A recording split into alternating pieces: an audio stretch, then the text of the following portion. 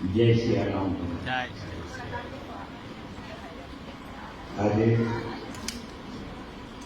આપણે બધા ઉપસ્થિત થયા છીએ એવા ભગવાનની પરમ શાંતિમાં વિલીન થઈ જનાર સંત શ્રી સીતારામ બાપુની પરમ ચેતનાને વંદન કરું છું. તમારા અને મારા હૃદયમાં તેમનું બહુવિધ સ્થાન રહેલું છે એવા આપણા બધાના પૂજ્ય બાપુ ગાયત્રી પરિવારના સ્થાપક અને અધિષ્ઠાતા એવા રતિદાદા, શ્રી બ્રહ્માળી બાપુ, મારા બાપુ, આ બધા મૂર્તિઓ માતા.